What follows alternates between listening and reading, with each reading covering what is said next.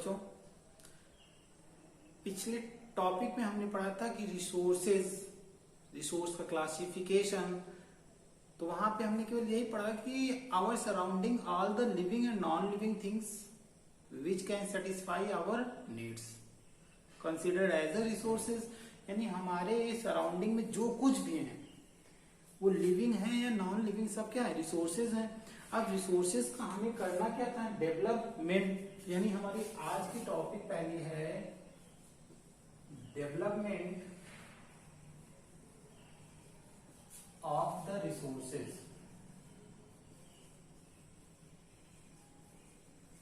Resources का हमें क्या करना है, डेवलपमेंट करना है। कैसे करना है और क्यों करना है, क्वेश्चन तुम्हारा यही आता है बोर्ड में कि why do we need a development of the resources. Resource का डेवलपमेंट की हमें जरूरत ही क्यों है, when all the resources are available in our surroundings, available on the earth, so why do we need the development of the resources.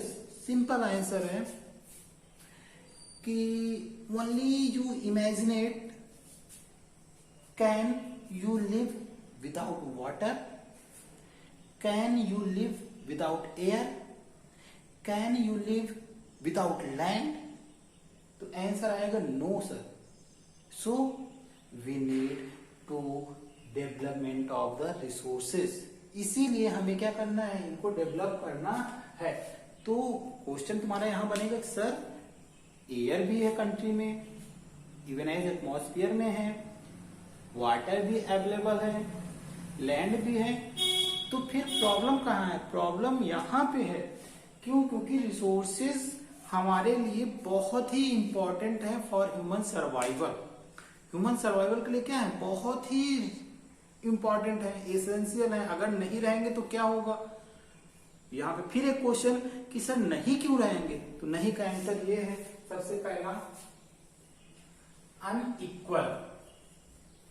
Unequal distribution of the resources.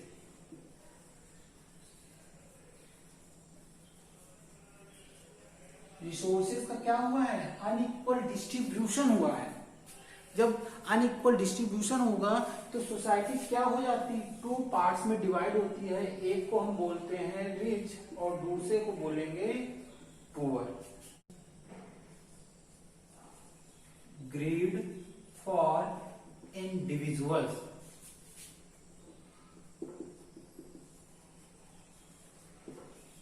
अपने लालच के लिए हम कह दें कि गवर्नमेंट ऑफ इंडिया एलोकेटेड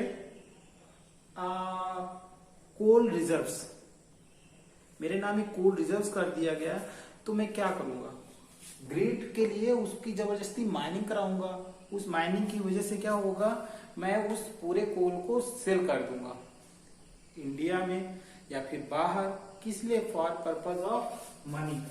उस grid की वजह से हमें एक रिजल्ट सामने आएगा, वो है डिप्लेशन ऑफ द रिसोर्सेज। हम ग्रिड के लिए क्या किए, उस रिसोर्सेज को पूरा खत्म कर दिया हमने, ग्रिड के लिए खत्म कर दिया। उस ग्रिड के जब खत्म किया तो सोसाइटी क्या हो गई, रिच हो रही ना, एक पुअर तीसरा। जब यहां पे ग्रिड आया तो हमने क्या किया था,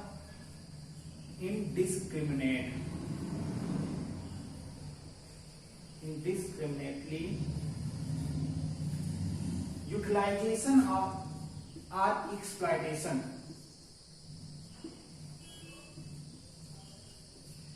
जब हम किसी भी रिसोर्स को इनडिस्क्रिमिनेट पैटर्न पे यूटिलाइज करेंगे तो उसका काज होगा, cause of global warming, depletion of ozone layer, environmental pollution,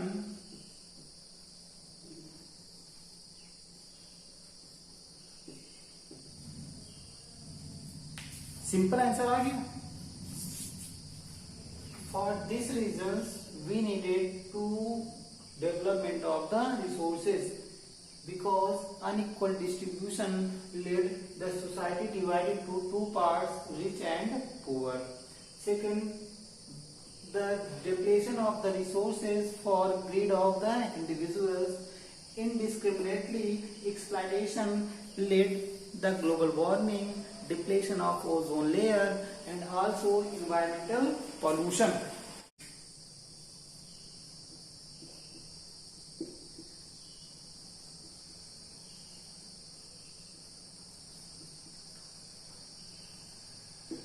sustainable development को हम दूसरी लैंग्वेज में कंटिन्यूअस भी बोल सकते हैं।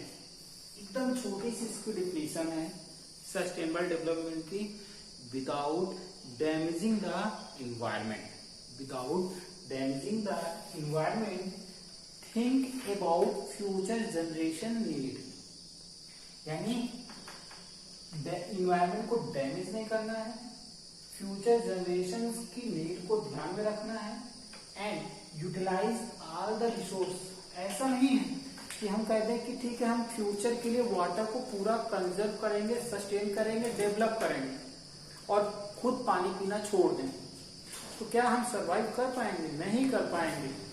Means without damaging the environment, utilising all the resources and think about future generation need called sustainable development. Sustainable development को global level पे ले जाने के लिए, यानी ये तो एक कंट्री की बात हो गई कि कंट्री में सस्टेनेबल डेवलपमेंट हुआ, बट इसे ग्लोबल लेवल के माध्यम से स्टेप लिया गया। किसने लिया? वो स्टेप लिया UNCED। 1 मार्क्स का क्वेश्चन आता है।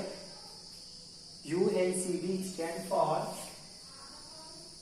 United Nations conference on environment and development। 1 marks का क्वेश्चन है UNCED। तो UNCED ने क्या किया? UNCED ने फर्स्ट अर्थ समिट हेड की। फिर 1 नंबर का क्वेश्चन है first earth summit.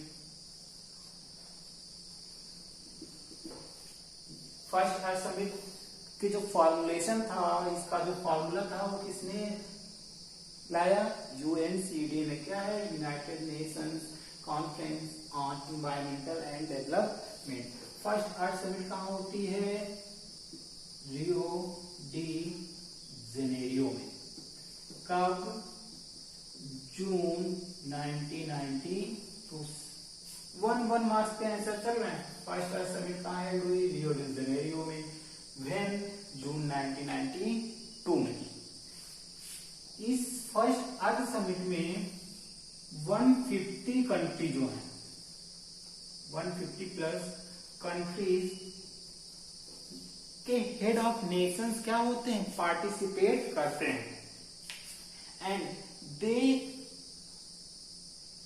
Talk about environmental protection, reduction of socio-economic inequalities। यानी ये चाहते थे कि जो सोशियो इकोनॉमिक इनइक्वालिटीज है ये ग्लोबल लेवल से क्या हो? रिड्यूस हो। हंगर ग्लोबल लेवल से कम, पॉवर्टी ग्लोबल लेवल से कम, साथ में इन्वायरमेंटल प्रोटेक्शन की बात ग्लोबल लेवल से होनी चाहिए। इसी को लेके जो लीडर्स थे, यानी 150 कंट्रीज के head of Nations, they signed the declaration of global climatic change and biological diversity। biological diversity यानी इन्होंने 150 कंट्रीज के हेड ऑफ नेशंस के ने क्या किया? डिक्लेरेशन पे साइन किया कि global climatic change and biological diversity, कि जो ग्लोबल लेवल पे हमारा क्लाइमेटिक कंडीशंस क्या हो रही, पूरी चेंज हो रही हैं, हम इसको लेके पूरी तरह से क्या हैं? चिंतित हैं। इस पर हम वर्क करेंगे, जिसपे इन्होंने क्या किया? And also supported. इसके अलावा इन्होंने क्या किया? सपोर्ट किया किसको? ग्लोबल फॉरेस्ट प्रिंसिपल्स, यानी कि जिससे जो फॉरेस्ट है ना ग्लोबल लेवल पे, इस फॉरेस्ट को मेंटेन किया जाए।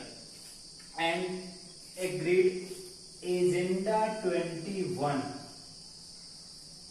Agenda 21 for 21st century. फिर से एक बार कि सस्टेनेबल डेवलपमेंट क्या है?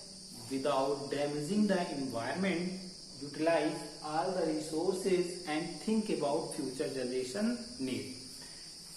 The UNCED, United Nations Conference on Environment and Development, arranged the first Earth Summit in Rio de Janeiro. कहाँ है? ब्राजील में है। When June 1992. Why? To think or to discussing the environment protection and reduction of socio-economic inequalities. And 150 countries, head of nations, signed the Declaration of Global Climatic Change and Biological Diversity. And also they supported Global Forest Principles and formulated Agenda 21 for 21st century. Agenda 21 क्या है? अब इस पे बात करते हैं। Agenda 21, agenda 21 and sustainable development both are the similar to each other. Sustainable development was at local level, but agenda 21 is at a global level. Agenda 21 को global level पे क्यों? यहाँ पे सबसे पहले कहा गया कि ये एक ऐसा एजेंडा है जिसमें हम बात करेंगे hunger, poverty, disease, socio economic inequalities,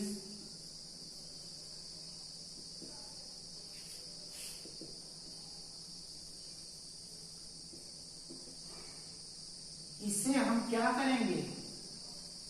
इसे हम ग्लोबल लेवल से रिड्यूस करेंगे।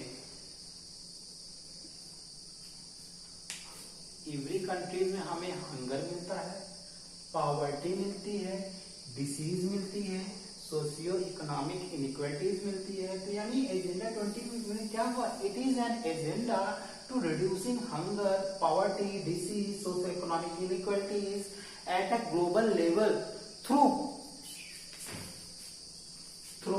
कॉमन इंटरेस्ट, म्यूचुअल नीड्स, यानी आपसी सहयोग के माध्यम से हम क्या करेंगे? इसको कम करेंगे। और इस एजेंडा 21 का सबसे इंपॉर्टेंट स्टेप जो था, major principle, the local government can draw their own agenda 21। किसी भी कंट्री की जो लोकल गवर्नमेंट रहेगी वो अपना खुद का एक एजेंडा 21 क्या कर सकती है? ड्रॉ कर सकती है। जल्दी ये क्वेश्चन आता नहीं। रिसोर्स को हमें क्या करना है? रिसोर्स को हमें सस्टेन करना है। तो रिसोर्स को हम सस्टेन कैसे करेंगे? उसके लिए हमें बनानी पड़ेगी रिसोर्स प्लानिंग। क्या बनानी पड़ेगी? प्लानिंग। और प्लानिंग क्या होता है? प्लानिंग सबके घर में बनती है, यानी इट इज अ टेक्निक। ये एक टेक्निक है, proper use of the resources. Resources को सही तरीके से यूज करने के लिए अगर हम टाइम मैनेजमेंट नहीं करेंगे तो क्या डे का 24 आवर प्लस हो जाता है? नहीं। अगर हम घर का अपना बजट मेंटेन नहीं करेंगे, प्लान नहीं करेंगे, तो क्या इनकम ऑटोमेटिक बढ़ जाएगी? नहीं ना। तो हमें प्लान बनाना पड़ता है, यानी कि कैसे, और प्लान की जरूरत क्यों है। हम वर्ल्ड की सभी कंट्री की बात करेंगे या फिर अपनी कंट्री की बात करें, तो इंडिया की ही बात करें तो यहाँ पे हम पाएंगे कि enormous diversity in India. Bharat में इतनी ज्यादा डाइवर्सिटी है रिसोर्सेज को लेके कि जितना हम कहेंगे सब कुछ क्या है, कम है। फिर इसी में बात करेंगे कि few states are rich in certain resources.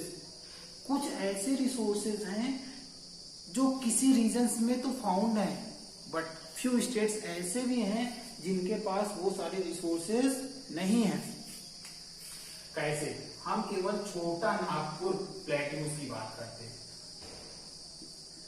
जब हम छोटा नागपुर प्लेट्यूज की बात करते हैं तो यहाँ पे हमें क्या मिलता है? मिनरल्स मिलते हैं, मेटल्स मिलते हैं। क्यों? क्योंकि ये प्लेट्यूज है। प्लेट्यूज है तो जाहिर बात है वहां पे सॉइल हमें नहीं मिलेगी, यानी सॉइल का मतलब है कि फार्मिंग सॉइल हमें नहीं मिलेगी। तो ये तो क्लियर हो गया। छोटा Nagpur is rich in minerals and metals but deficient in soil, लेकिन यहाँ पे सॉइल क्या है? कमी है। फिर हम राजस्थान पहुंचते हैं एंड गुजरात पहुंचते हैं। राजस्थान एंड गुजरात की बात करें,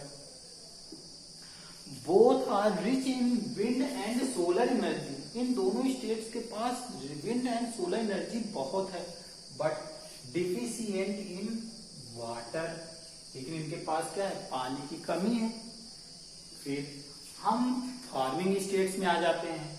चलो उत्तर प्रदेश की बात कर लें, हरियाणा की बात कर लें, पंजाब की बात करते हैं, तो they are rich in soil, यानी यहाँ पे हम डेंस फार्मिंग करते हैं, इंटेंसिव फार्मिंग करते हैं, बट इनके पास मिनरल नहीं है।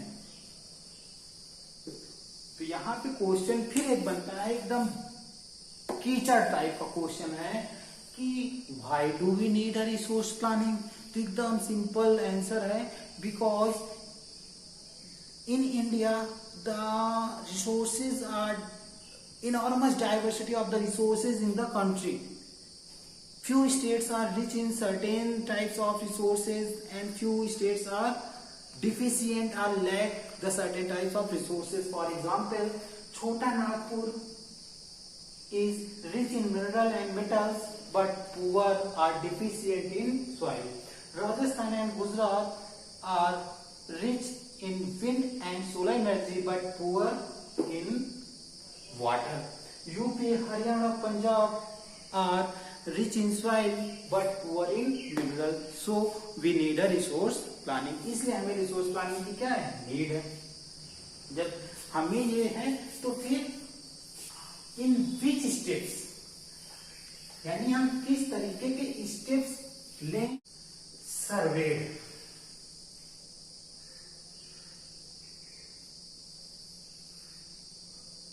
surveyed all the resources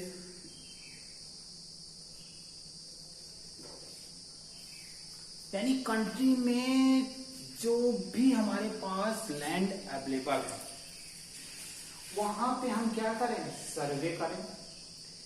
जो भी रिसोर्स में मिलता है उसको क्या करें? उसकी क्वालिटी एंड क्वांटिटी को डिफाइन करें। क्वालिटी एंड क्वांटिटी को डिफाइन करें कि क्वांटिटी 100 kg है या फिर इतनी। यानी first surveyed all the resources and defined their quality and quantity. Next, equal distribution.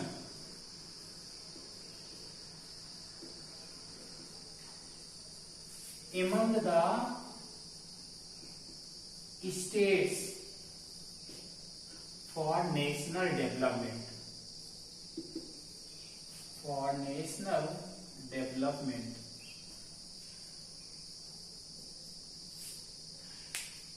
हमने सर्वेड कर लिया सारे रिसोर्सेज का, उसकी क्वालिटी भी पता चल गई है, क्वांटिटी भी क्लियर है। Than equal distribution among the states. Among the states क्यों? फॉर नेशनल डेवलपमेंट, पूरे कंट्री के लेवल पे हमें डेवलपमेंट चाहिए। जब हम स्टेट की बात करते हैं तो हम यहाँ देखते हैं कि यूपी सबसे ज्यादा पॉपुलेशन वाला स्टेट है इंडिया में, और सिक्किम क्या है? सबसे कम पॉपुलेशन वाला है। तो यहाँ पे बात हुई कि इक्वल डिस्ट्रीब्यूशन करना है। ये इक्वल डिस्ट्रीब्यूशन मीन है अकॉर्डिंग टू दियर पॉपुलेशन, उन पॉपुलेशन के अकॉर्डिंग हमें डिस्ट्रीब्यूट करना है। Next, suitable technology for extraction of the resources, for full extraction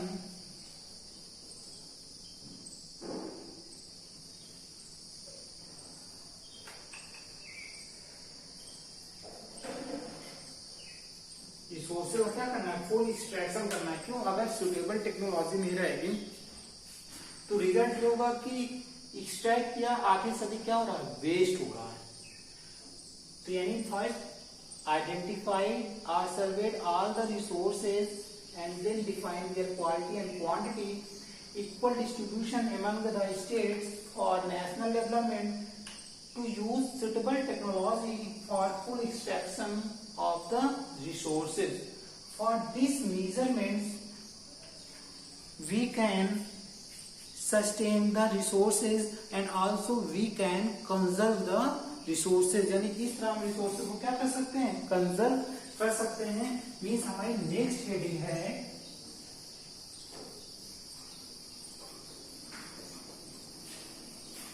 conservation of the resources, conservation of the resources।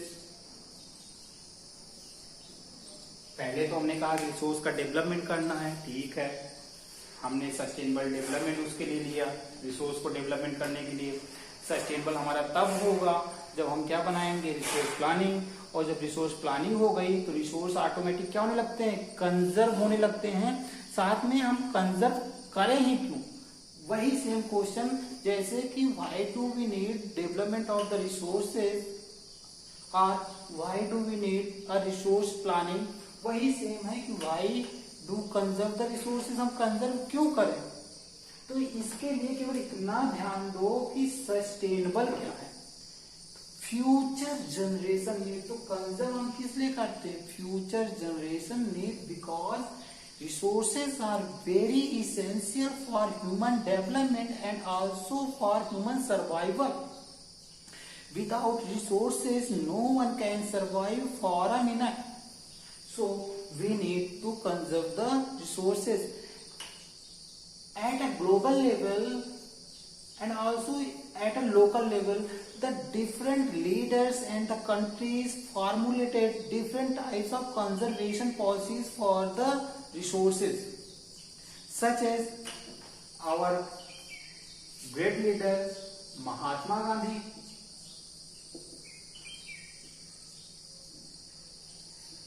हम केवल महात्मा गांधी की बात करें तो इन्होंने क्या कहा था, रिसोर्स कंजर्वेशन को लेकर कहा था, there is enough for anybody's need. ये स्टेटमेंट बहुत इंपॉर्टेंट है, एग्जाम में आता है। There is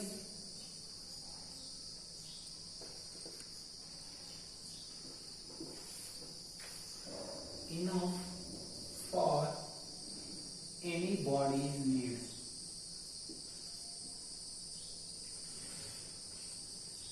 but not for anybody's greed।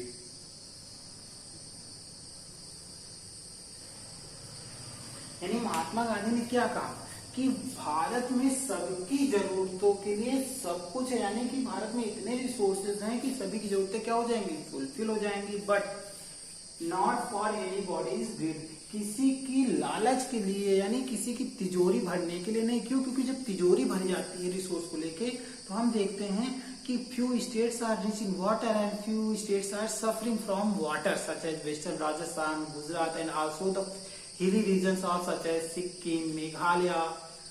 यानी इन्हें भी क्या वाटर की प्रॉब्लम हो रही है। जिसमें सबसे पहले बनाया गया था क्लब ऑफ रोम। एक नंबर का आता है कि पहली बार रिसोर्स कंजर्वेशन की बात किसने किया, तो क्लब ऑफ रोम ने किया था 1968। इसके बाद small is beautiful. Beautiful book किसने लिखा? सुमासा ने। व्हेन 1974। स्मॉल मीन्स क्या होता है? छोटा। ब्यूटीफुल मीन्स सुंदर। हर वो छोटी चीज क्या होती है? बहुत खूबसूरत होती है। ये इन्होंने क्यों कहा? क्योंकि जब रिसोर्स कंजर्व होंगे तो इसका मेन है कि सभी के हिस्से में थोड़ा थोड़ा आएगा। जब थोड़ा आएगा तो थोड़ी चीज हमेशा हम बचा के और रखेंगे, तो क्या हो जाएगी? स्मॉल इज ब्यूटीफुल किसने लिखा? सुमासा ने लिखा। कब? 1924। ये भी 1 मार्क्स का क्वेश्चन आता है। इसके बाद ब्रंटलैंड कमीशन।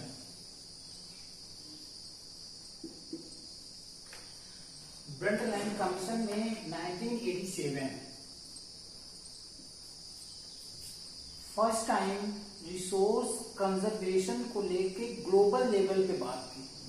रिसोर्स कंजर्वेशन को फर्स्ट टाइम ग्लोबल लेवल पे किसने किया? ब्रंटलैंड कमीशन ने किया। कब? 1987 में। साथ में इसी ने एक रिपोर्ट पब्लिश की। उस रिपोर्ट को हम बोलते हैं सस्टेनेबल डेवलपमेंट।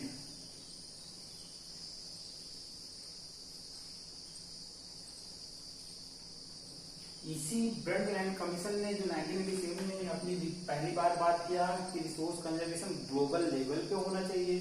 फिर इसी ने एक रिपोर्ट पब्लिश की। वो रिपोर्ट आई सस्टेनेबल डेवलपमेंट। इस रिपोर्ट ने ही एक बुक पब्लिश की। वो था आवर कॉमन फ्यूचर। 1 मार्क्स का क्वेश्चन आता है कि आवर कॉमन फ्यूचर जो है वो किसने पब्लिश किया? तो एकदम सिंपल तरीके से तुम्हारा आंसर बनेगा ब्रंटलैंड कमीशन की जो रिपोर्ट थी सस्टेनेबल डेवलपमेंट के माध्यम से हमारा आया आवर कॉमन फ्यूचर।